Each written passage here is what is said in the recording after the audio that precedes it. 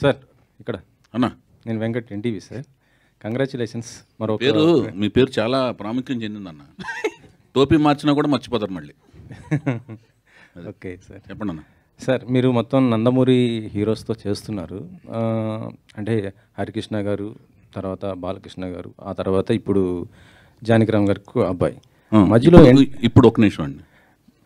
First మీరు అడిగిన దాంట్లోనే వస్తుంది. నేను ఎవరు ఫ్యాన్ అండి? Rapid fire. నేను ఎవరు ఫ్యాన్ని? ఎన్టీఆర్ గారు ఫ్యాన్. నాకు ఎవరు ఇచ్చారు బ్రేక్? ఎన్టీఆర్ గారు. అక్కినేని గారు. అక్కినేని గారు ఆపోజిట్ కాంపౌండ్ కదా. అదే ఒక నిమిషం వినండి. ముందు ఫస్ట్ మీరు అడిగిన దానికి నేను చెప్తున్నాను. నేను అడిగిన దాన్ని ఒబ్బే చేయకూడదు. నేను ముందు ఓకే సార్ చెప్పండి. కాంట్రడిక్షన్ అక్కడ ఉన్నప్పుడు దాన్ని క్లారిటీ ఇచ్చి నెక్స్ట్ ఆన్సర్కి వెళ్ళాలి. సో నేను రామారావు గారి వీరాభిమాన్ని. ఇందాక నేను చెప్పిన దాంట్లో కూడా ఉంది అది. అగ్నిపుత్రుడు సినిమా పనిచేస్తున్నప్పుడు అక్కినేని నాగేశ్వరరావుతో పరుచూరు గోపాలకృష్ణ గారు డైలాగ్స్ రాయటకు వచ్చినప్పుడు 175 days రామారావు గారికి ఎక్కువ, నాగేశ్వరరావుకి ఎక్కువ అనే డిస్కషన్ వచ్చినప్పుడు ఎవరికి ఎక్కువ అనే సినిమాల విషయంలో నాగేశ్వరరావు గారితో అన్నపూర్ణ స్టూడియో సెట్స్లో బయట విరామం సమయంలో మాట్లాడుతూ డిస్కస్ చేస్తూ వాదోపదాలు చేస్తుండేవాళ్ళం.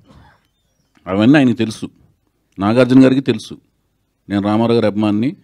తర్వాత బాలకృష్ణ గారికి అభిమాన సంఘాలకి లెటర్స్ కూడా, బాలకృష్ణ గారికి అభిమాన సంఘం పెట్టి మద్రాసు వెళ్ళి అభిమాన సంఘం లెటర్స్ అన్ని కూడా నేను కండక్ట్ చేశానన్న విషయం తెలుసు. సో వాళ్ళు నాగార్జున గారు అవకాశం ఇచ్చారు నాకు. తర్వాత నాగార్జున గారే హీరోగా అవకాశం ఇచ్చారు. తర్వాత నేను సొంత బ్యానర్ పెట్టుకుని అప్పుడు నేను వెళ్ళి హరికృష్ణ గారితో సినిమా తీశా. తర్వాత నాకు ఎవరు అవకాశం ఇచ్చారని మూడో సినిమా మహేష్ బాబు ఇచ్చారు. నేను గుడివాళ్ళు ఎవరితో గొడవపడుతుండేవాడిని, కృష్ణ గారి ఫ్యాన్స్తో గొడవపడుతుండేవాడిని, కొట్టుకుంటుండేవాళ్ళం. అందుకని ఆ ప్రశ్నలో సగం బేస్ లేదు.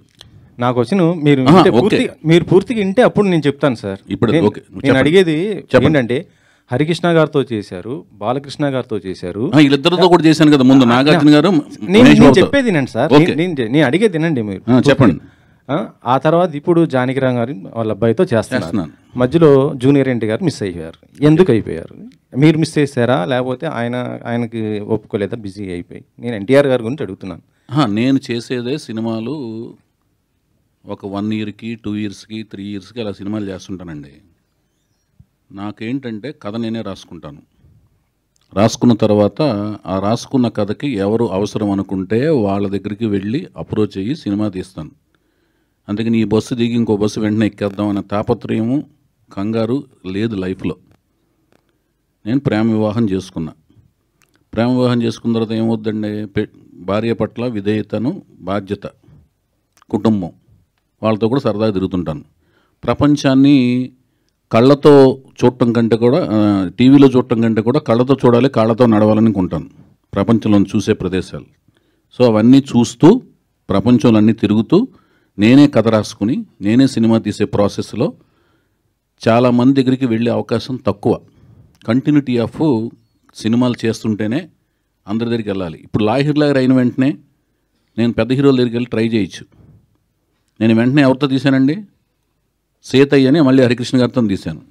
సో నేనేంటంటే నాకు ఆలోచన నా బ్రెయిన్లో లేదు పెద్ద హీరోల దగ్గరికి వెళ్ళాలి, లేకపోతే స్టార్డమ్ ఉన్న హీరోల దగ్గరికి వెళ్ళాలి అని ఉండదు. నాకు ఎవరు కరెక్ట్గా నా కథకు రాసుకున్నప్పుడు నాకు కన్వీనియంట్గా ఎవరు అనిపిస్తే వాళ్ళ దగ్గరికి వెళ్ళిపోతాను.